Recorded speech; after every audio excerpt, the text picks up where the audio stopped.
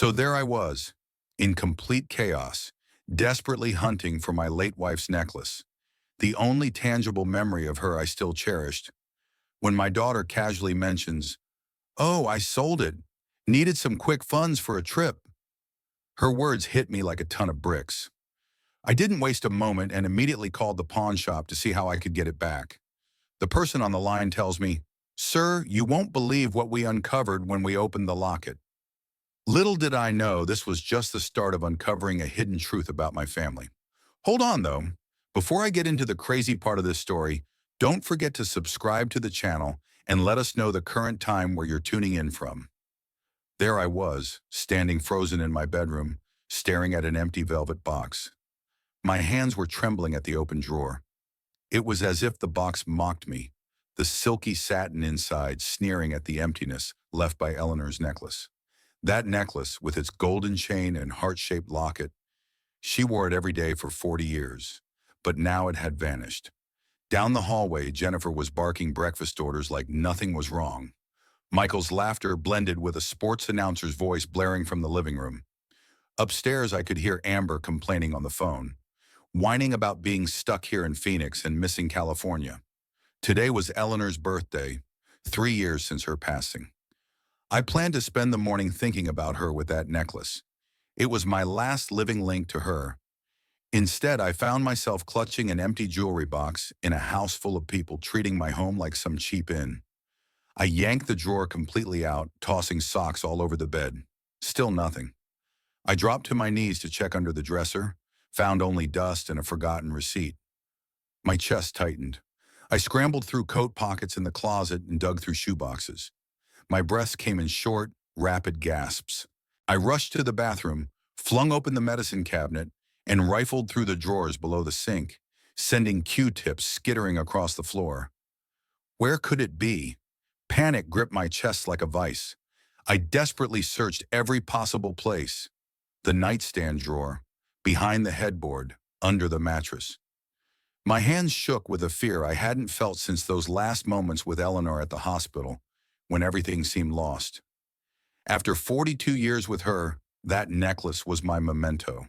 Her clothes, donated, her books, gifted to the library, her garden tools, left to rust in an old shed because I couldn't bring myself to use them.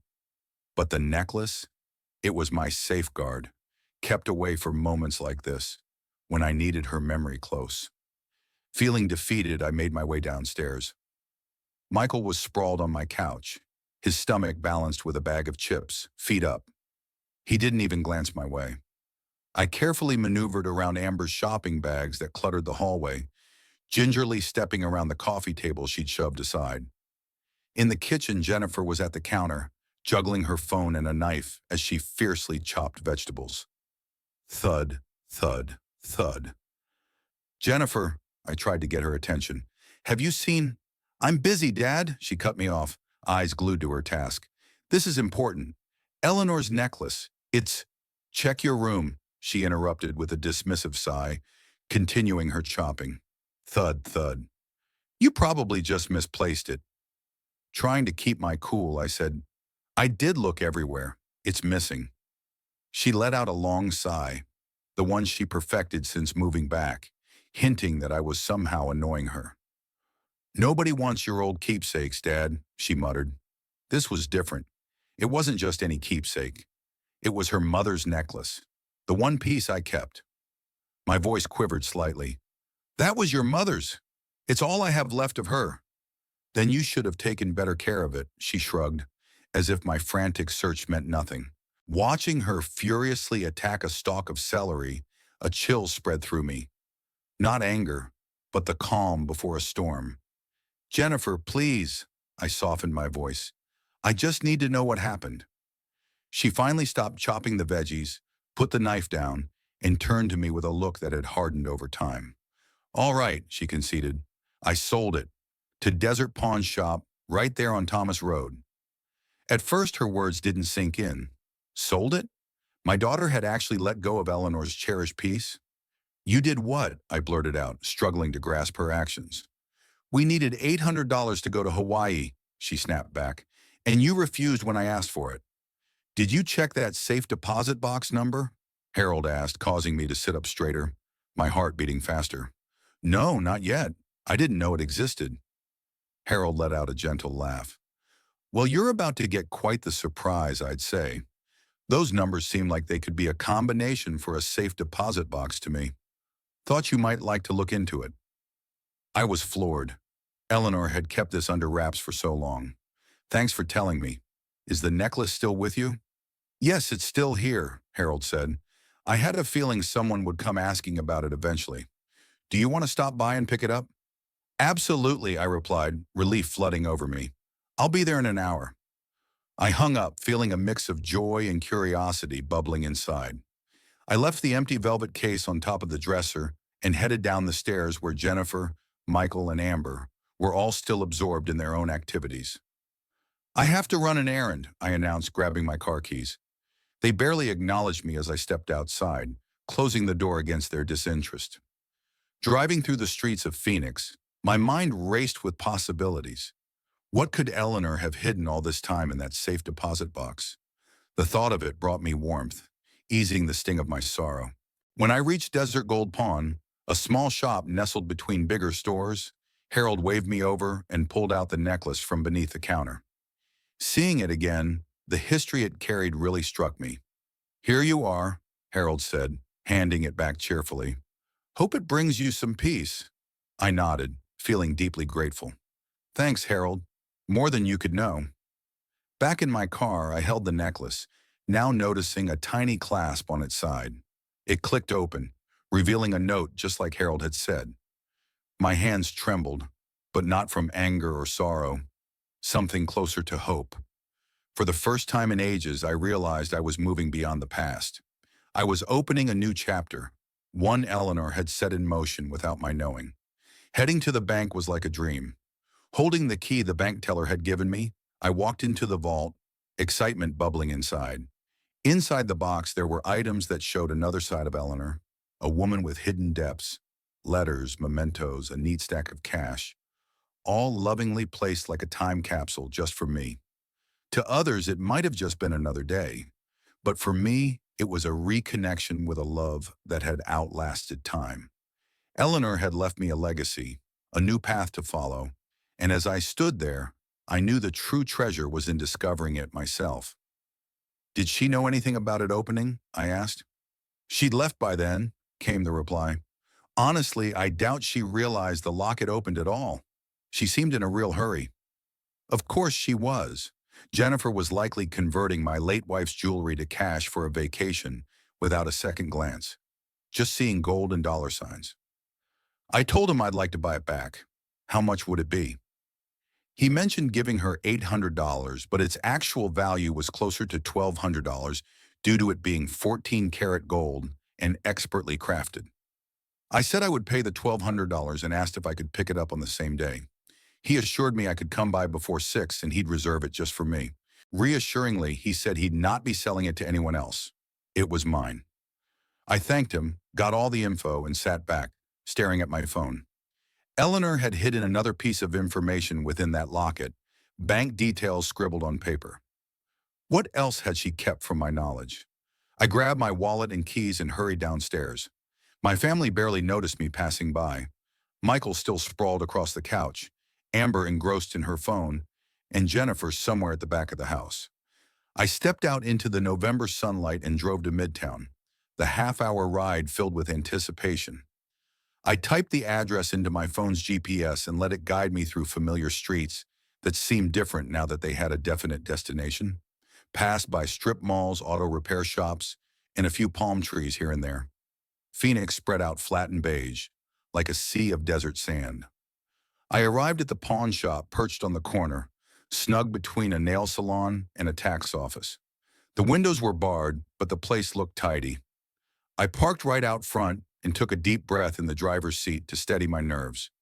Inside, the shop smelled of old leather and metal polish. Glass cases lined the walls, brimming with jewelry, watches, and cameras. Behind the counter stood a short man in his 50s with neatly trimmed gray hair, peering over reading glasses perched on his nose. "Mr. Davis?" he asked. "Yep, that's me," I answered, Introducing myself as Harold Chen, we shook hands. "Let me get your necklace," he replied, heading into a back room.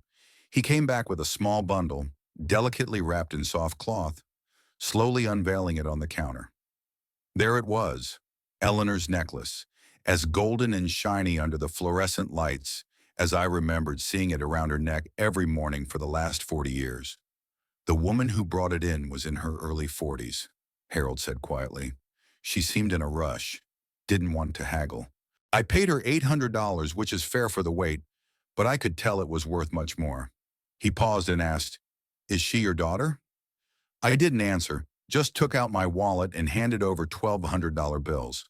Harold had already drafted the paperwork and slid a small envelope across the counter. "The note," he explained. "I put it in here to keep it safe." All I could muster was a thank you. "Take better care of it this time," he gently advised. I only made it a few blocks before I had to pull over, my hands trembling now that everything was settled, and the emotions hit me with nothing to distract me from them. I parked in the lot of a shopping center, my truck facing the sun as it shone through the windshield. The necklace felt heavier than I remembered. I picked it up, inspecting it in the light, searching for the clasp Harold had mentioned. There it was, a tiny dent on the side of the heart I'd never noticed before. With my thumbnail, I pressed it and the locket popped open. Inside was a piece of paper, rolled up tight, no bigger than my pinky nail. Carefully, using my fingernails, I unrolled it against my leg. Eleanor's handwriting was unmistakable, neat and incredibly small. It read, "Bank of Arizona, Box 4782.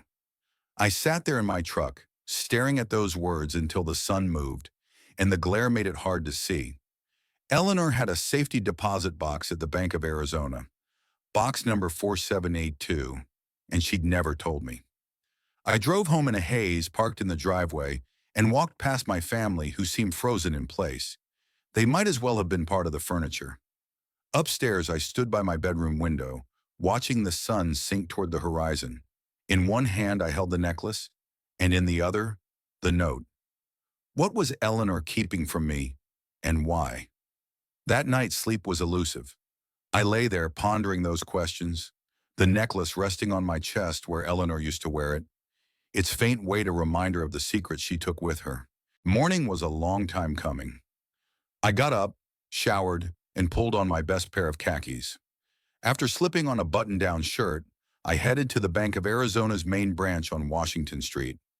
The building was a towering structure of glass and steel, rising 10 stories and giving off an intimidating air. Walking through the revolving doors, I found myself in a lobby decked out with marble floors, where whispers and the steady clicking of heels seemed to bounce off the walls. Behind the information desk stood a young woman with a polished smile. Her name tag read Lisa. I told her I needed access to a safety deposit box. She asked if I had the box number and some identification. Anticipating this, I handed over Eleanor's death certificate. Some instinct told me it might be necessary, along with my driver's license. She examined them closely. Lisa told me she needed both my ID and Eleanor's death certificate, since I was marked down as the surviving spouse. I shared with her that Eleanor and I were married for 42 years. As Lisa typed away on her computer, she noted that the safety deposit box was last opened in 2019. That was 6 years ago, and it hadn't been touched since. Eleanor got diagnosed in early 2022, which meant she set this up 3 years before we had any inkling. I informed Lisa that Eleanor passed away that year, realizing she must have arranged this well beforehand. Lisa showed a hint of empathy in her smile and suggested I take my time in the privacy room, offering to help guide me through things. We moved through a heavy door into a room full of metal drawers, each having 2 keyholes. Lisa used her key and the box number to retrieve a long metal container, which felt surprisingly heavy when she handed it to me. We headed into a small windowless room with just a table and chair. "I'll be right outside when you're ready," she said quietly before leaving and shutting the door. Alone with the box on the table before me, I felt almost paralyzed. My thoughts drifted to Eleanor, picturing her 6 years ago in the same room, placing something in the box in secret. After hesitating, I opened the lid. Inside were bundles of cash, $100 bills wrapped in envelopes and held together with rubber bands. A quick count suggested at least $20,000, maybe even more. Beneath the cash lay a sealed envelope with my name, written in Eleanor's distinctive handwriting, Wilbur. I picked up the letter, clutching it to my chest, eyes closed. She seemed to have known something wasn't right, anticipating I would need this. Jennifer. With care, I opened the envelope, unfolding the paper with a soft crackle in the still and quiet room.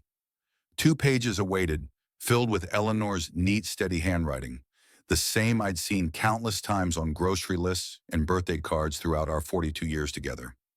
My breath caught as I started reading. My dearest Wilbur, if you're reading this, I'm gone, and you've uncovered my hidden stash. Just the opening line felt like a blow, her voice echoing in my mind through her words. I even recalled her slight rasp she'd gotten in her 50s, and the thoughtful pauses she would take. She explained how she'd been squirreling away money over 30 years, slipping a little from each paycheck so I wouldn't notice. Don't be upset about the secrecy, she wrote. I did it out of love, knowing what might come. My pace quickened as I read, hands trembling on the table. Jennifer had been quite the challenge.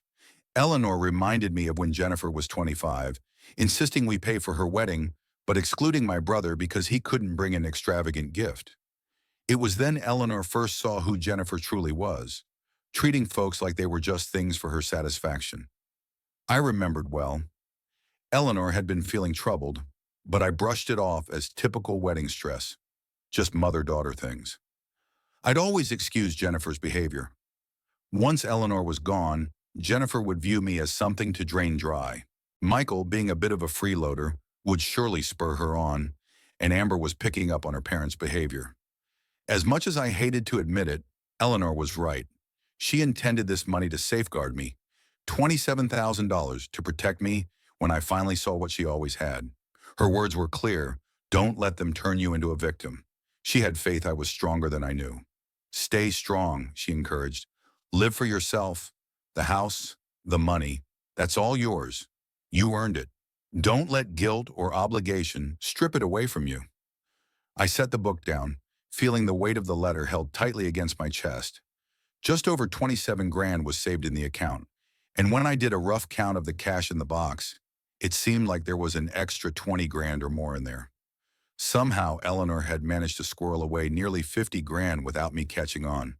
How had I missed that? All those nights she spent staying late at her hospital job, taking on extra shifts. I just assumed it was her dedication to her nursing career. As I reached the end of her letter, she expressed how much she wished she could still be there to watch over me.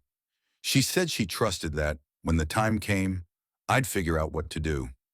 Her words painted me as careful, thoughtful, and dependable. She urged me to hold on to these traits, stand my ground, and reminded me of her deep love for me. With love, Eleanor. I stayed there for a while, her letter in hand, going over parts of it again. Memories came rushing back. Our wedding day, her cautions about Michael, her unwavering belief that I'd stay strong. Each sentence touched parts of me I didn't even realize needed reassurance. Eleanor knew more than I'd given her credit for, and she'd mapped out this path without me knowing. I neatly folded the letter and tucked it into my jacket pocket, right next to my heart. The cash stayed in the box, since carrying it all safely out of there seemed like too much of a gamble, and I wasn't entirely sure what I would do next.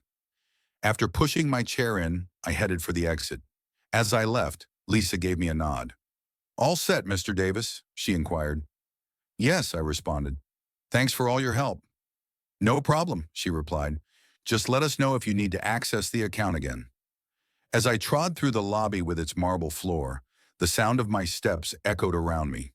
Outside, the sun blazed, glaring down with its harsh light. Sitting in my truck, I was parked there for about 10 minutes, zoning out while staring at the blank concrete wall across from me in the parking garage. Despite everything, Eleanor was still watching out for me, even from beyond. I touched the necklace hidden under my shirt, feeling comforted by the warmth of the metal against my skin. The drive back home was automatic. Traffic lights flickered, turn signals clicked. Lanes merged seamlessly. Nearing a red light on Central Avenue, I placed a hand over my pocket where the letter lay. A blaring horn jerked me to attention. The light had gone green. I drove forward, my mind busy processing everything she'd written. Pulling into my driveway, it felt like everything had changed. I paused by the window, looking in. Jennifer was lounging on the couch, feet tucked under her, laughing at something on her phone. Michael was spread out on my recliner, the same one Eleanor got me for our 30th anniversary, now molded to my shape. Amber was at the kitchen table, surrounded by haphazard bottles of nail polish, cotton balls all over, diligently painting her nails a vivid pink. My house felt overtaken, like it wasn't mine anymore. As I stepped inside, not a single glance came my way, but Jennifer quickly noticed my necklace, peeking from beneath my shirt's collar. Her gaze turned steely. "Is that Mom's necklace? You managed to get it back." My instinct was to touch the necklace protectively. "Yes." She put down her phone, moving to stand. "Get rid of it. We sold it, so it's ours now. You can't just take it." "I bought it back," I countered, firm in my tone. "Shelled out $200 for it." Her face burned red. "What money? You're surviving on a fixed income. You're burning through what's supposed to be our inheritance." Like I was already gone. Like anything of mine was now theirs by default. Michael eased up from the recliner, sauntering my way. "Jen's right, Dad. You're spending what should be for all of us." "It was Eleanor's necklace," I affirmed. "Your deceased wife?" He tossed out nonchalantly. "You gotta let it go, Dad. It's time to face reality." "Reality?" "Yeah, Pops. You're up there in age. This place is too much space for you. Just deed it over now before it's a hassle." I really took a look at him for the first time, seeing his calculations, the nervous eagerness barely concealed. No more pretense on their end. Amber, not looking up from her work, had her say, "Sure, Grandpa, but you're thinking of just yourself. Mom and Dad need some stability. So yeah, they live here rent-free. Isn't family about looking out for each other?" "Call this looking out?" I murmured, my voice barely above a whisper. Silence. Jen kept her arms folded. Michael looked on the brink of a new argument, grinding his teeth. Amber gently blew on her latest masterpiece. In my room, I shut the door quietly.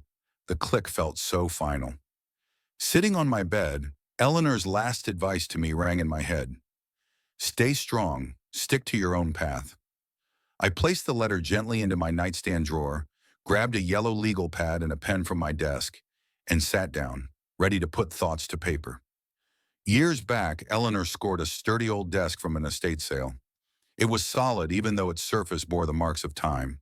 Sitting there, I wrote March 17th, actions taken, at the top of the first page of my legal pad, and began listing steps, kicking off with 1. Document everything. By the crack of dawn on March 18th, I was already up. My nightstand notepad was crammed with the musings of the previous night. After a heated confrontation, I'd spent hours strategizing my next steps, leaning heavily on my engineering knack for tackling problems. Figure out the issues, collect the data, devise solutions, and execute with accuracy. I got dressed quietly as the family snoozed, exhausted from a night of TV and grumbling. I moved like a ghost through the hallway, hardly making a sound. In the living room, I began snapping photos of Michael's stuff scattered about. His work boots sat by the door, even though he wasn't employed. A jacket hung over the couch arm, remote controls, chip bags, and empty beer cans cluttered the side table. The coffee table, moved 3 feet over to make room for his lounging, made it into my shot. Over in the bathroom, Amber's makeup took over the counter, a mess of foundation bottles, lipsticks, eyeshadow palettes, and brushes tossed in cups. I photographed it all. The guest room, previously Eleanor's crafting haven, had turned into Jennifer's makeshift closet. I swung open the door to find clothes and shoes along the wall and captured that scene too. In the kitchen, the fridge was filled entirely with food I'd bought. I pulled out a receipt from my wallet, $243 spent just 3 days ago, and paired a photo of it with the stocked fridge. On the counter, the electric bill displayed a figure of $287 with only my name on it. No one ever chipped in. I made sure to snap a shot of that as well. By 6:30, I was back at my desk, transferring my photos to the laptop, neatly organizing them by date and type. This was my evidence, assembled and sorted. For the next 2 weeks, I dove deep into organizing. Rummaging through my filing cabinet, I found papers that had been arranged for years. The house deed stated it was bought in 1905 and paid off by 2018 with just my name on it. Property tax records all up to date, also paid exclusively by me. Utility bills from the last 3 years, with not a penny from Jennifer's family. On March 25th, while everyone was away, Jennifer at her part-time job at a dental office, Michael supposedly hunting for work, and Amber out with friends, I set up a camera. I'd thoroughly researched Arizona's laws, single-party consent for recording. This was my home, and I had the right to protect it. I ordered a camera cleverly disguised as a smoke detector with 2-day shipping. Installing it took about an hour. I watched a tutorial twice before swapping the old smoke detector in the living room corner for the new one. It looked identical, with a subtle wide-angle camera lens hidden behind the white casing. I mounted it and tested it on my phone, capturing the couch, the kitchen entrance, and most of the main floor. No guilt here. This was my haven, my territory. They forfeited their privacy rights when they started scheming to take it from me. The recordings turned out to be gold. By March 29th, I had a stockpile of footage. That evening, I locked myself away in my room, opened my laptop, and watched. Jennifer's voice was unmistakable. "I can't believe he dropped $200 on that necklace. That's our money," she said. Michael spoke up from the couch. "He's just being greedy. Old folks are like that. First thing I'll do when we get this place is remodel. It's straight out of the 80s. Jennifer responded, "Won't have to wait long. What is he, 67? How many years left does he have, really?" I saved that clip carefully, labeling it Evidence 329, Inheritance Discussion MP4. Another recording from April 1st caught Amber on the phone, chatting on the stairs. "My grandpa is such a pain about Mom selling some old necklace," she said. Her friend's faint voice inquired why it was sold. "We needed money for Hawaii. He wouldn't give it to us, so Mom took care of it. Honestly, I'll be relieved when this house is ours, no more drama." Though I watched, my expression remained steady. I saved the clip, adding it to my growing pile of evidence. Digging into the financials was a drag. I pulled out 3 years of bank statements, spread them across my desk, and started punching the numbers into a spreadsheet. Every loan Michael took was listed, right down to the dates and amounts. The list of debts just kept growing. $500 to fix the car in May 2022, $1,200 for a dental crisis in August, and another $2,000 tossed at some investment in November. I logged everything into the spreadsheet, adding the numbers month by month, and the total just kept shooting up. By the time I finished, it reached a jaw-dropping 18 of 500, but the repayment column was a joke, just a bunch of zeros. I printed it out, tucked it into my folder of evidence, and then stumbled on Jennifer's credit card bills, accidentally mixed with my mail. Turns out she'd been using my address without a word. The Hawaii trip was all there, clear as day, racking up to $4,200. Flights, hotel stays, activities, the whole shebang, plus $800 she got from selling Eleanor's necklace. Come early April, my folder was bursting with evidence. Photos, videos, financial files, property stuff, everything perfectly organized with tabs and labels. That night, sitting at my desk with everything laid out in front of me, I knew it was time to act. I pulled out my phone and typed in Elder Law Attorneys Phoenix. Patricia Morrison's firm showed up third on the list, promising to safeguard senior rights and boasting solid elder law experience. I gave them a ring first thing the next morning. The receptionist slotted me in for 2 o'clock on the afternoon of April 3rd.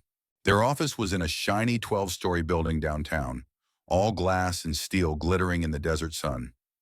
I parked in the garage and rode the elevator to the 3rd floor, spotting Patricia Morrison's name glinting on the sleek glass door. Inside, the waiting area was polished with leather chairs and legal journals scattered on a side table. The receptionist ushered me into Patricia's office, where she stood to greet me.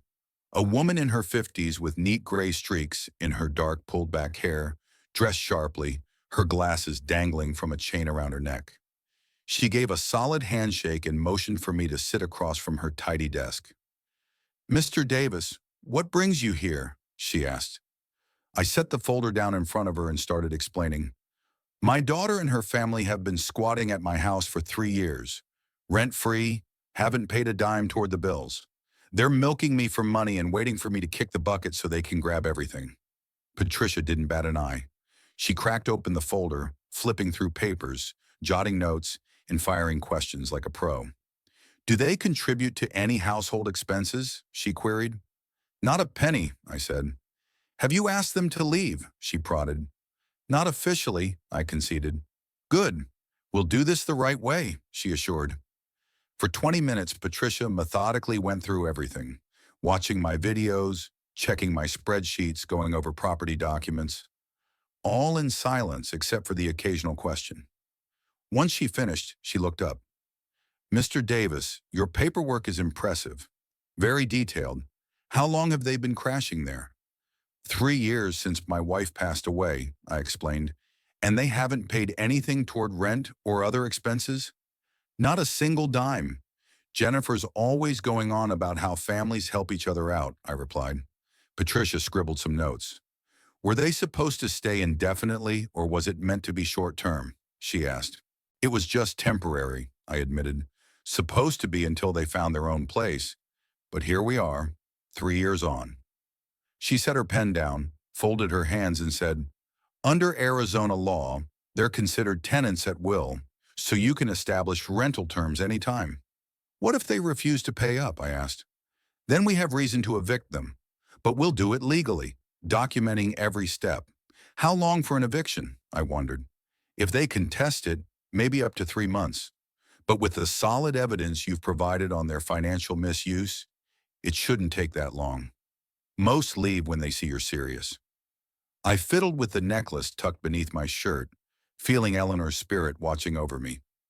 "I charged $3,000 up front," Patricia mentioned. "That covers the initial paperwork, drafting the lease, and starting eviction proceedings if necessary." I nodded. "That works for me." She paused and looked at me earnestly. "Are you really ready for this? They are still your family," she said, concerned. "I should have acted sooner. My wife saw this coming," I admitted regretfully. Patricia fetched a retainer agreement from her drawer and passed it to me with a pen. "Okay, let's get this ball rolling," she encouraged. I signed with a steady hand, my pen gliding confidently across the paper, then slid it back to Patricia. She collected it, maintaining a professional demeanor. "I'll have a draft of the lease ready next week. We'll officially deliver it and gauge their response," she promised as I stood up, extending a hand. "Thanks again," I said, truly appreciative. She offered a soft laugh. "Save your thanks for later. We're only just beginning." Leaving her office, I felt a bit lighter, knowing I'd taken the first significant step to reclaim my space and assert my rights. Exiting the office into the hallway, the quiet click of the door shutting felt symbolic. An end and a new beginning. The ordeal had started.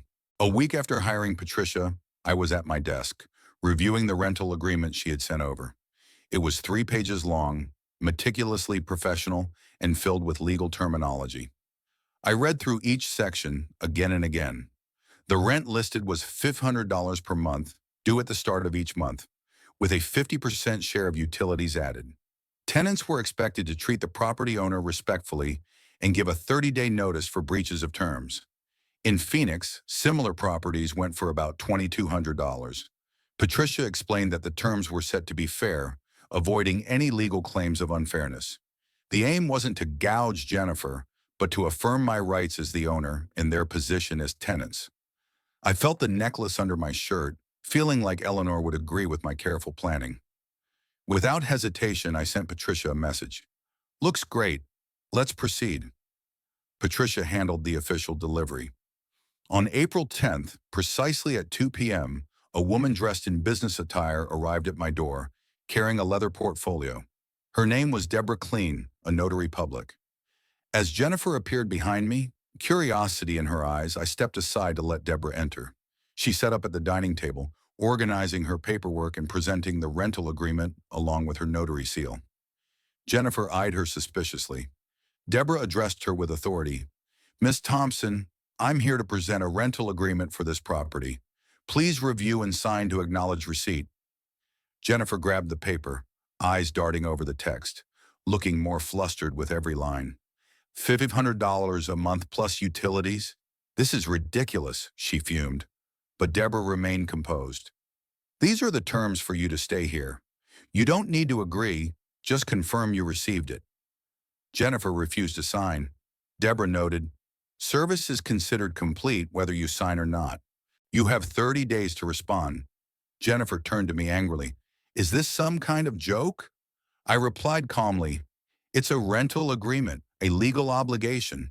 Yes, we're family, but this house is in my name. She retaliated. Tenants? You've got some nerve. Michael then emerged from the living room, pulling the agreement from Jennifer's shaky hands, reading it with a frown.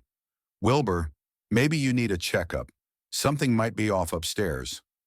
I reassured him, my mental health is just fine. Let's leave that to a judge. You're free to challenge my guardianship. He loomed closer, his posture threatening. You have no idea what fire you're playing with, old man. Deborah swiftly organized her documents and walked out of the room, well practiced in dealing with hostile situations. The door snapped shut behind her. In the charged atmosphere, I laid it out. The terms are reasonable. It's below the going rent for this neighborhood. Jennifer's voice trembled. We're not paying rent. Then you'll have to move out, I replied.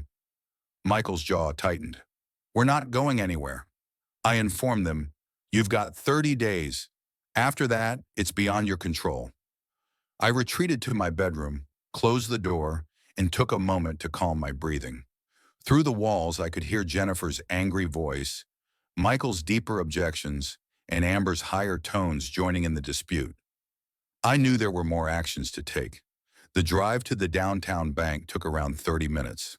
When I got there, I parked in their garage, rode the elevator up, and asked to meet with the manager. A polished young gentleman named Marcus, in his early 30s, showed me to his office. What can I do for you today, Mr. Davis? He inquired. I slid Jennifer's outdated signature card over his desk. I need her removed from any access to my accounts, I stated. Marcus typed away on his computer, frowning slightly. She hasn't accessed it recently, but there was an attempt last week on April 3rd. It was refused due to insufficient identification, but she claimed to be acting on your behalf. My jaw tightened for a moment. April 3rd was the day I met with Patricia, and Jennifer had been trying to grab my funds while I was securing legal protection. Get her off completely. Also set up new passwords and security questions, I instructed firmly. Marcus nodded, taking notes. Would you like a report of the access attempt? He asked. Yes, definitely. Let's print out that security log. He produced it, and I tucked it into my growing folder of evidence. The following morning, I met up with Andrew Morrison, the estate expert Patricia recommended. His office was on the second floor of a quiet building at the base of Camelback Mountain. Andrew reviewed my outdated will. It had left everything to Jennifer 5 years ago, before picking up a new stack of paperwork. You sure you want to go with these changes? He asked. I nodded with certainty.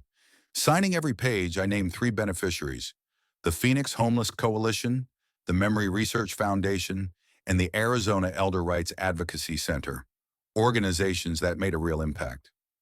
Jennifer wasn't getting a penny. Andrew guided me through the signing process, stamped it with his notary seal, sealed it in an envelope, and handed me a copy. This becomes effective now, Mr. Davis. I expressed my thanks and, upon returning home, avoided the living room where my family was gathered. I overheard Jennifer on the phone, mentioning a lawyer from her mother's side. I wasn't familiar with Eleanor's attorney, but I doubted he'd support Jennifer if he had the full picture. For the next few days, I made a point to document everything. Michael would often corner me in the hallways, and I caught Jennifer going through my mail. Some envelopes were opened, refolded, and hidden under dish towels. Even Patricia's letter detailing legal strategies had been tampered with, which is a federal offense. I snapped some photos of the ripped envelopes, their hiding spot, everything. On the evening of April 14th, as I tried to leave my room for dinner, Michael was stationed right outside my door. "Could you let me through?" I asked him. He didn't move. "We need to discuss this rental issue," he insisted. I asked him again, and although he shifted a little, it wasn't enough. "And if I don't?" he challenged me. "I'll contact the police," I countered. He just chuckled. "For standing in a hallway?" Eventually, he stepped aside, but the message was clear. The hallway camera recorded it all. How he blocked my way, refused to move, and his aggressive stance. That night, it escalated further. I was making tea in the kitchen when he entered, invaded my personal space. When I attempted to sidestep him, he gave me a push. Not hard enough to knock me over, but enough to jolt me against the counter. "Watch it, old man," he sneered. "At your age, accidents happen easily." The cameras captured everything. Him pushing me regaining my balance, and the smug look on his face. I kept calm, took my tea to my room, and locked the door. That evening, I sat down at my desk and started organizing all my evidence. I had video of Michael blocking my way out, and the clip of the shove clearly showing an assault. I also had photos of tampered mail and bank alerts about Jennifer trying to get into my account. I made a new folder called Emergency Eviction Evidence, sorted everything neatly, and sent an email loaded with all of it to Patricia. She responded almost immediately, "Give me a call right now. This changes everything." I quickly punched in her number, and she picked up right off the bat. "Wilbur, that shove was assault. Messing with the mail? That's federal crime. And the bank fraud attempt? That's financial exploitation of an elder," she explained. "What do we do now?" "We're not waiting around," she said. "We're pursuing an emergency eviction for domestic violence and financial abuse." "When?" "Court date in 2 weeks. Bring all our proof. They'll regret they ever pushed it this far." On April 15th, another bank alert came through my email. Jennifer had tried getting into my bank account again, claiming she had power of attorney from me. The bank flagged it as elder fraud, not buying her story. I forwarded it to Patricia with just one word: more ammo. I clicked send and closed the laptop slowly. Through my bedroom door, I could hear Jennifer and Michael arguing, likely plotting their next move against me. They thought they were in control. Little did they know what was coming. The next morning, as I went to the kitchen, there sat Jennifer with a stranger dressed in a cheap suit. The guy had his briefcase open, papers scattered all over the table. Jennifer's eyes were all puffy, red from crying, clutching crumpled tissues. She glanced up and said, "Dad, this is my lawyer, Mr. Carlson. We need to talk." Robert Carlson got up and offered a handshake. I took it but didn't sit. "Mr. Davis," he said, looking at a chair, which I ignored, "I've reviewed the rental agreement you provided my client. There may be some room for negotiation here." Jennifer was desperately trying to get my attention. Carlson noticed her but kept his focus on me. "Do you mind if I speak candidly?" he asked, but before I could reply, he continued. "Legally, you're in the clear. The property is solely under your name, and frankly, the rent's fair. It's even below the market rate. My advice to my client: abide by the terms or look for somewhere else." Jennifer looked shattered. "Dad, tell him he's mistaken," she pleaded, but there was nothing to say. With a decisive snap of his briefcase, Carlson left no room for further discussion. "Miss Thompson, legally this house is your father's. You're not on the deed or the mortgage. You can't claim ownership just because you're family. In legal terms, you're just residing here at his consent." "But I'm his daughter," she insisted, her voice a mix of anger and confusion. Carlson shook his head gently. "Family doesn't equal ownership rights in this context. I'm sorry." He stood up and nodded at me. "Mr. Davis, if you'll excuse me," he mumbled, leaving quickly as Jennifer's emotions reached a fever pitch. As soon as the door closed, she turned to me in disbelief. "I can't believe you'd do this. Mom would be devastated." I took a deep breath. "Your mom left me a letter. She had some concerns about you." Jennifer stopped dead, eyes wide. "What letter? You're lying." I shook my head.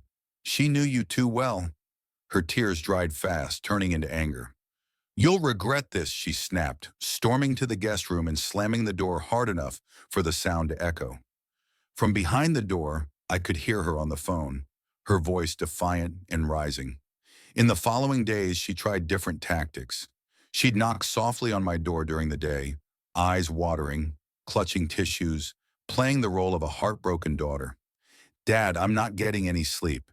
It's affecting me," she would say, reaching out a hand. But I kept my distance.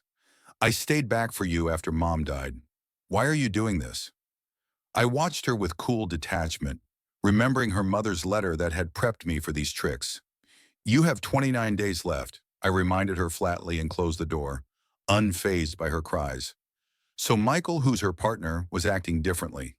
The next morning, I was trying to step out of my room when I found him leaning casually against the wall, pretty much blocking my exit. He wasn't right in front of the door, but close enough that I really had to squeeze past him. I said, "Can you move, please?" But he didn't budge an inch. "We got to chat about this rental thing," he insisted. I asked again for him to let me through, and he sort of shifted, but not nearly enough for me to pass without brushing against him. "And what if I don't move?" he challenged.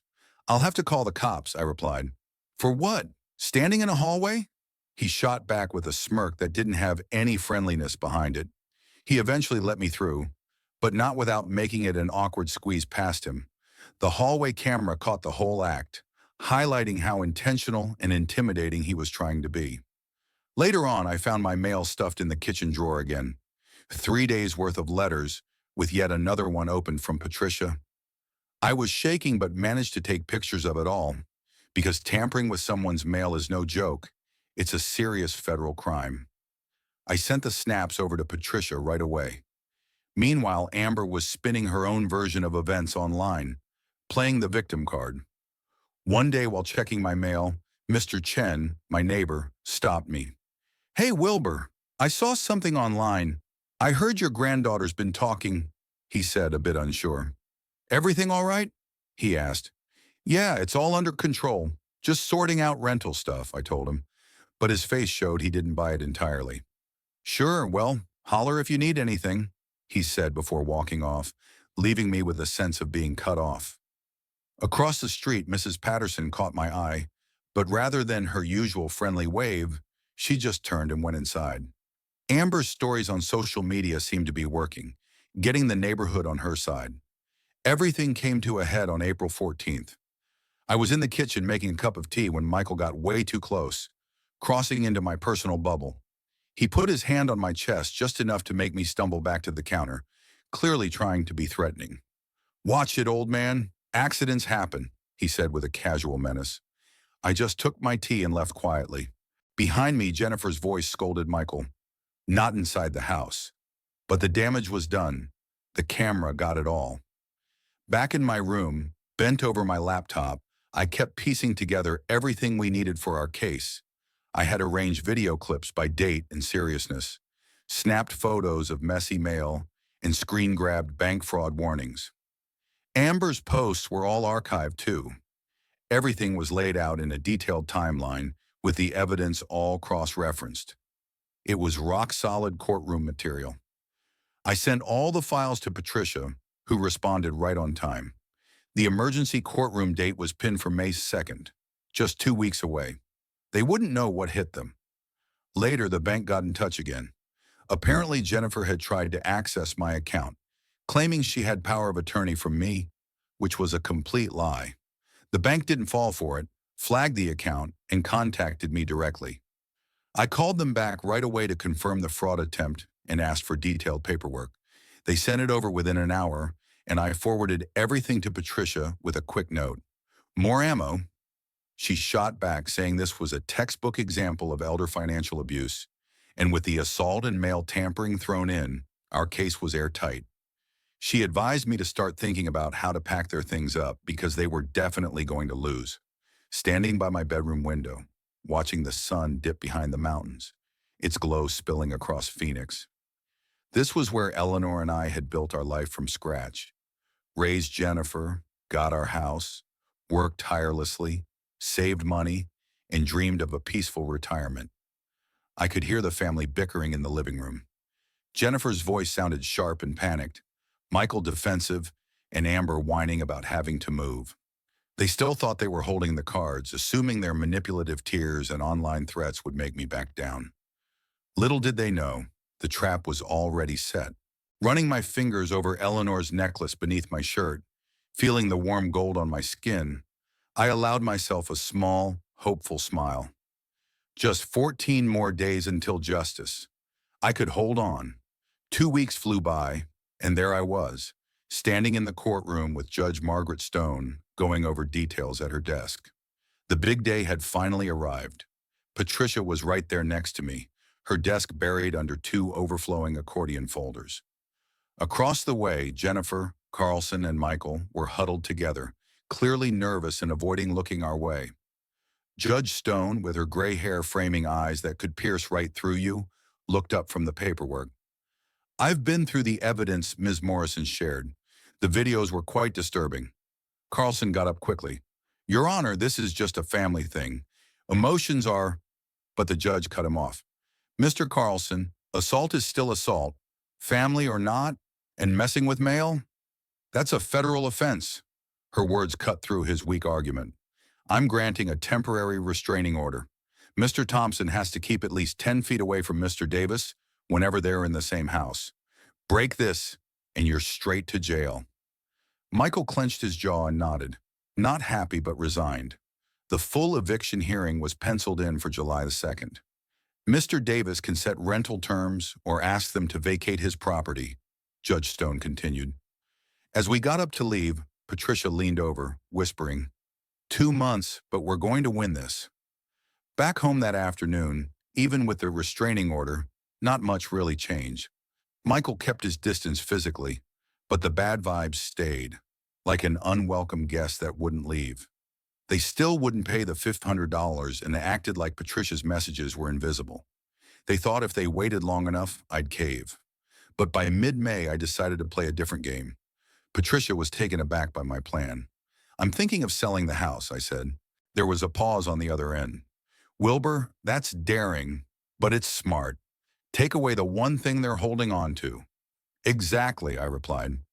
She introduced me to Robert Santos, a real estate agent who knew how to handle tricky situations. He showed up on May 20th, bright and early, armed with a leather portfolio and a camera. "Mr. Davis, let's take a tour of the place." He snapped photos of every room, living room more or less in order, kitchen outdated but functional, bedrooms showing their age. He measured everything with a laser and took notes on his tablet. Jennifer watched from the hallway, arms crossed, suspicious, not yet understanding the full picture. When Robert was checking the backyard's fence line, Jennifer marched over. "Who are you? What are you doing here?" she demanded. Robert stayed calm. "I'm a realtor, assessing the property."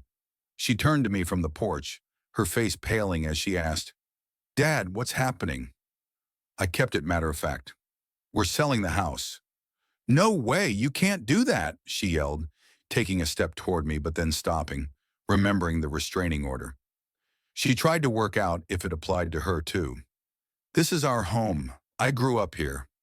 I stood my ground. "It's my house. My name's the one on the deed, so it's my choice." Robert finished up, thanked me quietly, and left Jennifer outside looking stunned. The next day, Robert gave me a call with an update. "The place is in good shape. Maybe a few cosmetic tweaks, but it's ready to go up for sale as is. I'd suggest listing it for $385,000. Offers should probably range between $375,000 and $385,000 pretty soon." "How quickly can we get this rolling?" I asked. "We can list it tomorrow. With the Phoenix market, we might see offers by the weekend." I told him to go ahead. A week later, Robert returned with a truck and a helper. They put up a huge, impossible-to-miss sign in the yard, bright red and white with "For Sale" in big, bold letters, along with Robert's picture and contact info. Jennifer watched from a window, her expression a mix of frustration and shock. Within a few hours, the house hit the web. I got a notification. "Your property is live on the MLS." I shared the news with Patricia on a video call. She smiled and said, "Perfect." 3 days later, we had our first open house. A young couple, Sarah and Marcus Chen, both around 30, stepped in, slightly unsure as they wandered from room to room. I stayed tucked away in my bedroom, quietly tracking their movements. Jennifer's bunch planted themselves stubbornly in the living room, intent on showing their disapproval to the newcomers. Michael sprawled lazily on the couch, making them feel all kinds of awkward. I overheard the lady's voice break the silence, asking, "Are the current occupants part of the deal?" Robert, ever the professional, replied, "The property will be completely empty at closing." Despite the chilly vibe, the couple seemed keen. That night, Robert rang me up. "They've put in an offer, $383,000. That's $2,000 under asking, but they've got their pre-approval and want to move quickly." Without hesitation, I told him, "Go for it." Robert seemed a bit taken aback. "You sure? Not holding out for full price?" "Speed is worth more than a couple thousand. Accept it." Meanwhile, Jennifer was making some desperate last moves. I watched her from my window heading over to Mrs. Patterson. Their conversation was loud enough to reach my ears. "Mrs. Patterson, I need your help. My dad's trying to kick us out. Can you tell them I've been helping him out?" Mrs. Patterson seemed flustered, even from where I stood. "Oh dear, I don't think I can do that. You've seen me around, you know I care. Jennifer, love, I've seen you and your family in the house, but care isn't what I'd call it. You've misunderstood." "No, I've got a pretty good grasp," Mrs. Patterson replied before scurrying off. Jennifer then tried two other neighbors with no better luck. They refused to back a story they hadn't seen with their own eyes. By the end of May, Robert and I met at a coffee shop to finalize the sale. On the tiny table, he spread out the offer documents, pointing to where I had to sign. "Initial here, here, and here. Sign down here at the bottom." With his hefty silver pen, I signed and jotted down initials where needed. "Wilbur Davis," I wrote in solid letters on the acceptance line. Robert added his own signature as the agent, tidied up the papers into his folder. "All set to submit today. Closing slated for August 15th. We shook hands, and as I stepped out into the sun-drenched June afternoon, my phone buzzed with a text from Patricia. "July the 2nd is only weeks away. Are you ready?" I replied, "Yes." On July 2nd, I rose before dawn, putting on the dark suit I'd worn for Eleanor's funeral 3 years back. I straightened my tie, scrutinizing the aging face staring back in the mirror. The gold necklace beneath my shirt warmed against my chest. Today was the day. By 9, I met Patricia in the courthouse corridor. She was sharp in a business suit, burdened with those trusty accordion folders, now brimming with evidence. "We've got all we need," she assured me, ticking off video proof, financial records, medical info, and neighbors' statements. Jennifer showed up not long after, flanked by Carlson, Michael, and Amber. We sat on opposite sides, not a word exchanged. The silence was as thick as... At 10, we all made our way into the courtroom. Judge Stone took the bench, skimmed some papers, then looked up. "Miss Morrison, you can start." Patricia moved to the podium.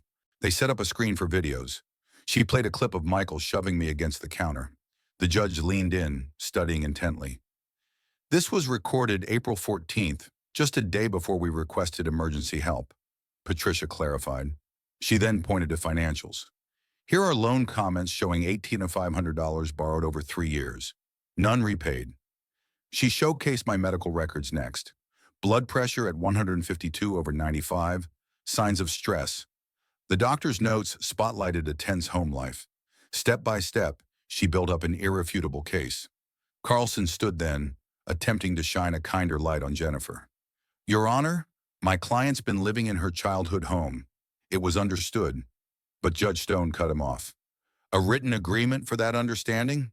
"No, but verbal arrangements about property demand official paperwork.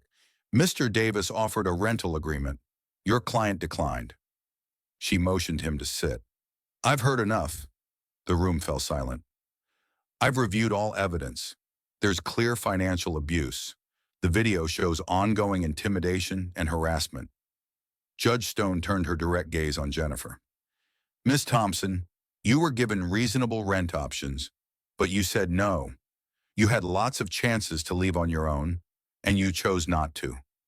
Jennifer gripped the table hard, tears beginning to flow. "I'm granting the eviction. You've got until the end of July, August 1st to be exact. If you're not gone by then, the sheriff will have to step in." As Jennifer began to cry, Michael looked lost, just staring off into space. Amber was about to reach for her phone when the bailiff's cough brought her back. Out in the hall, Jennifer walked up to me. Her makeup was smudged, blotching her tear-streaked face. "Dad, don't do this. We can change. We'll pay the rent. It's too late now. Where do we go from here? That's not my issue anymore. How can you just turn away from your own family?" I really looked at her then, and there it was, my wife Eleanor's face, but without her warmth. "You had 3 years after your mom died to act like family. You didn't. You just took advantage." The words were like a physical blow to her. Patricia laid a calming hand on my arm. "Come on, Wilbur, it's time to go." The house sale moved forward on its own timeline. In mid-July, a home inspector wandered through with Sarah and Marcus Chen not far behind. Jennifer's packed boxes were stacked like a reality check in each room. The inspector did a thorough check of the electrical systems, plumbing, and foundation. "The water heater's seen better days and the roof should be replaced in 5 years or so. Nothing too pressing." Sarah quietly asked, "Have you been here long?" 40 years. Built most of the deck myself." Marcus gave a nod of approval. "Solid house. It deserves a family who loves it." Sarah seemed to pick up on the quiet message in my words. "We'll take great care of it." That's all I need to hear. On the 19th of July, just before the deadline, a moving truck pulled into the driveway. I stayed holed up in my room, listening to the chaos of moving day, the sound of furniture scuffing the floors, the thud of boxes, Jennifer's sharp commands, and Amber's complaints about the heavy lifting. Neighbors watched the spectacle unfold from their yards as my family moved out. Knock, knock. I opened the door to find Jennifer there, exhausted, covered with dirt and sweat. "Is this what you wanted?" she asked me. "This isn't what I wanted. You made this happen. I'll never forgive you for this." "I don't need your forgiveness. Eleanor's approval was always enough." Her eyes went cold. "I hope you're satisfied with yourself." "I'm not satisfied, but I am relieved." With that, she left. Soon, the rumble of the moving truck faded into the distance, maybe for the last time. The house felt different at once, more liberated. The air seemed to breeze through more easily. I walked through the vacant rooms as night was falling, each footstep resonating in the emptiness. In the living room, deep scrapes marked where the couch once sat. A hole in the master bedroom wall, thanks to Michael's temper, stood out painfully. The kitchen counters were stained, and a cabinet door dangled uselessly. I took pictures of all of it with my phone. Standing there amid my living room, I quietly narrated my surroundings into my phone. It was about 6 p.m. on July 19th, and I was making a record of how things looked right after my family left. I didn't plan on charging them for the damages. I'd already achieved what I needed, but documenting it all felt like wrapping things up neatly, offering a final truth about their character. Capturing the scratches, stains, and broken bits around me didn't stir any anger, just a sense of legitimacy. Eleanor had always known. Her letter warned me of people who looked familiar but lacked genuine care. Outside, the "for sale" sign was posted on the lawn with a vibrant red "sold" banner across it. I had a month left before leaving this house for good. I touched my necklace one last time before heading to my bedroom to start packing. The silence was incredible. After 3 years filled with chaos and noise, having all this quiet was beyond freeing. Finally, I could breathe again.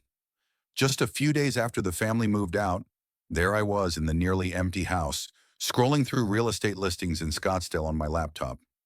The quiet was so stark, I could hear my own breathing, and the clicking of the keys on my keyboard sounded like it was magnified.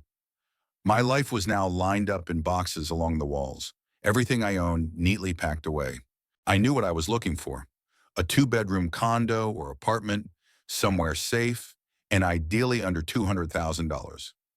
I was ready for a new beginning at 67, on my own conditions this time around. The first place didn't have the right vibe.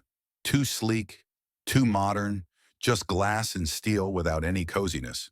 The next one was on the ground floor, which didn't sit well with me given my past experiences of unease. Then the realtor showed me a second-floor apartment in a serene Scottsdale complex for folks over 55. very peaceful, very secure. As I walked onto the balcony, the mountain view caught my eye.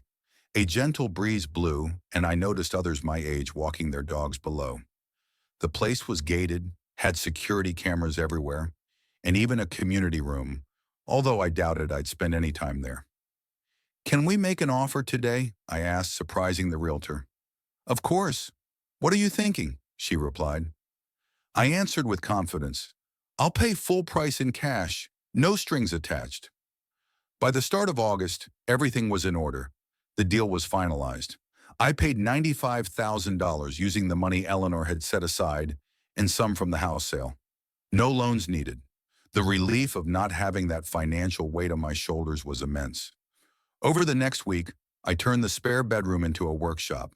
It felt like a fresh burst of excitement opening boxes that still held tools in their original packaging. I had parted with my old tools years ago when Jennifer's needs had taken up all my time and space. But now I was setting up a new workbench, putting up pegboards for my tools, and carefully arranging storage bins. Testing the table saw felt exhilarating, a familiar joy. I decided to work with oak for my first project, crafting pieces for a shadow box to display Eleanor's necklace. The smell of sawdust in the air was freeing. I was finally creating again instead of dealing with other people's messes. August 15th was the day of closing. I met Sarah and Marcus Chen at the title company. The office was dull, with beige walls and stacks of paperwork. We sat across from each other at the conference table. The title officer guided us through the documents, and I signed them without hesitation. The process second nature thanks to my years as an engineer. Sarah handed over an envelope. "We wrote you a letter for later," she said softly. I slipped it into my jacket pocket. Marcus handed me the check for the remaining balance. The title officer then gave the Chens the house keys. Sarah expressed genuine gratitude. "Thank you for trusting us with your home," she said. "Make it your own. That's what it needs." I left with just a box of photos and Eleanor's necklace, not looking back. I drove straight to my new place and began unpacking the few things I had brought with me. That evening, sitting on my new couch in the soothing solitude of my own space, I opened Sarah's envelope and read the letter. It read, "We want you to know we understand the sacrifice you made. We'll fill it with love and laughter. You gave us more than a house. You gave us a future." I folded the letter carefully, placing it beside Eleanor's letter in my desk drawer. Two hopeful messages from different chapters of my life. Meanwhile, I had opened a new bank account at a different bank, moving about $210,000 after paying for the apartment and other expenses. I set up automatic payments for everything, bills, HOA fees, organized with the precision I was known for in my engineering projects. And for the first time in years, I reviewed my finances without any stress, without Jennifer weighing on my mind. Michael had taken or borrowed something. She tried reaching me. Her name came up on my screen, but I didn't answer and let it go to voicemail, which I ignored.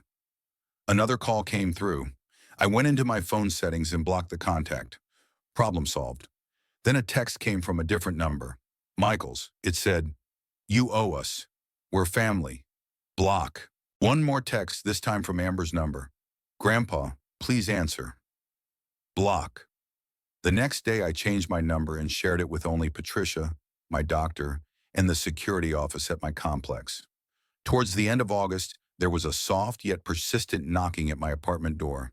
Peeking through the peephole, I saw Jennifer outside, looking exhausted and on edge. "Dad, I know you're in there," she pleaded. "We need to talk. Mistakes were made, but we're still family." I moved away from the door, settling into my armchair as her muffled voice continued, filled with desperation. "Times are hard for us. We can't make ends meet. Please, Dad." The knocking persisted until a neighbor popped their head out from their door. "Ma'am, I'll call security if you don't leave," he warned. Jennifer replied, "This is my father's place. He's not responding, so just go away." Eventually, I heard her footsteps retreat. Silence enveloped the room. Instead of feeling guilt, I felt an immense sense of release.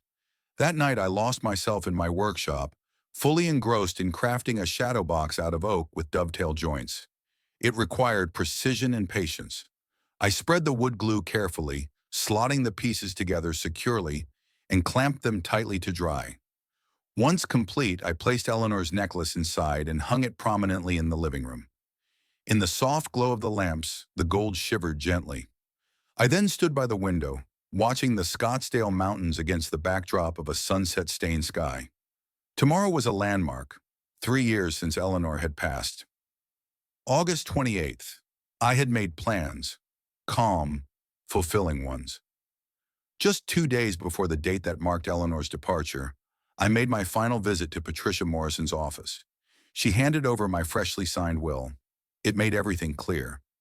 My estate was designated to 3 charities in line with my wishes, with my daughter expressly excluded, noting she'd already received sufficient support from me. I read the critical part aloud to myself. To my daughter, Jennifer Davis Thompson, I leave nothing, as she has already benefited extensively during my lifetime, demonstrating more interest in my assets than in our relationship. I methodically reviewed each page, initialing where necessary and signing all 3 copies. Patricia and her paralegal acted as witnesses. The notary stamped the documents. "You're airtight," Patricia said, then showed me another paper. A medical evaluation by Dr. Sarah Patel, a specialist in geriatric care. Jennifer had attempted to pursue guardianship, alleging I was unable to manage my affairs. I wasn't shocked. I had proactively undergone a thorough assessment. The verdict: mentally sound, physically healthy, and fully competent. Her claim was dismissed immediately. I felt vindicated, though I never doubted my abilities. It was Jennifer who struggled with her issues. Patricia gave me a different letter next. It was from Carlson, received the day prior, requesting family mediation to repair bonds. I skimmed it quickly. The begging for money was clear. Jennifer thought reconnecting might result in inheritance. "No," I said decisively. "Prepare a response to refuse." And with that, the matter was closed. "Thank you, Patricia, for everything." She smiled kindly. "You're welcome, Wilbur. You deserve this peace." August 28th arrived. It marked exactly 3 years since losing Eleanor. I was up before dawn in my new apartment, brewing coffee in my cozy kitchen. The normality of the routine felt comforting. Tenderly, I removed Eleanor's necklace from the shadow box, feeling its cool metal warmth my hand. The heart-shaped locket was exquisite. I opened it. Though her note was no longer there, every word was etched in my memory. Sitting in my armchair, with the necklace in one hand and her letter from the desk in the other, I read it again. "Be strong. Live for yourself." "I made it, Eleanor," I whispered into the stillness of the room. "I'm free now." Tears filled my eyes, but they stemmed from relief, not grief. Even after her death, she had liberated me, letting me prioritize myself over obligation. "You saw it all so clearly. Thank you for never giving up on me." With reverence, I returned the necklace to its place, where it glimmered in the morning sun. Later, I met Dennis Morrison at a Starbucks in Scottsdale. An old friend from back in my engineering days, Dennis was someone I drifted away from when Jennifer's family ended up being a big part of my life. Her dad, with his gray hair and warm smile, was around before I even knew what was happening. When we met, a handshake quickly turned into a brief hug. "I've called you lots over the years," Dennis said once we were settled with our coffees. "My calls just seem to go to your voicemail. I've been buried in things. After Eleanor passed, my daughter and her family came to live with me." He nodded, understanding. "Ah, that kind of busy." We spent a couple of hours talking, remembering Eleanor, discussing old engineering projects, and catching up on his grandkids. After a bit, I said, "I'm on my own now." Dennis's face lit up. "Good for you, Wilbur. What you had going before wasn't really living." "True, but now it is. How about chess next Thursday? Prepare to be beaten. You're on." It was the first time in years I'd planned something social just for myself. That evening back in my workshop, I was completely caught up in making an oak box with dovetail joints, a task needing both precision and patience. I'd made a shadow box for Eleanor's necklace once, but this new piece didn't have a specific plan. Maybe I'd give it to Dennis or keep it for my odds and ends. It wasn't about the purpose. It was about making it with my own 2 hands, on my own time, for my own reasons. I glued the last joint, pieced it together carefully, and felt the smooth wood, its grain underneath my fingers. There was a deep satisfaction in that. As I worked, I thought about the path I'd traveled. Eleanor's letter hidden with the necklace, her unexpected savings, the legal headaches, Patricia's assistance, selling the house, and this new beginning. It didn't feel like a victory. It felt like balance. Once I finished, I cleaned up, swept away the sawdust, and checked the box's perfect joints under the light. I left it on the bench, satisfied. Turning off the shop light, I headed to the living room. Eleanor's necklace hung there, softly glowing as twilight seeped in through the window. Its gold strands caught the last bits of daylight, tossing little flecks across the walls like stars. Promises kept. I wandered to the window and stared at the Scottsdale Mountains, their forms darkening against the dimming orange sky. My phone rested quietly on the counter. My number, my contacts, my independence. Tomorrow I'd meet Dennis for chess. A week later, dive into another workshop project. Beyond that, who could say? The future was wide open, and for the first time in years it felt thrilling, not scary. I touched the spot where the necklace used to rest on my chest. Now it stayed on the wall, seen and valued but no longer a shield. I didn't need armor anymore. I smiled, really smiled, and turned to make dinner just for me, just the right amount.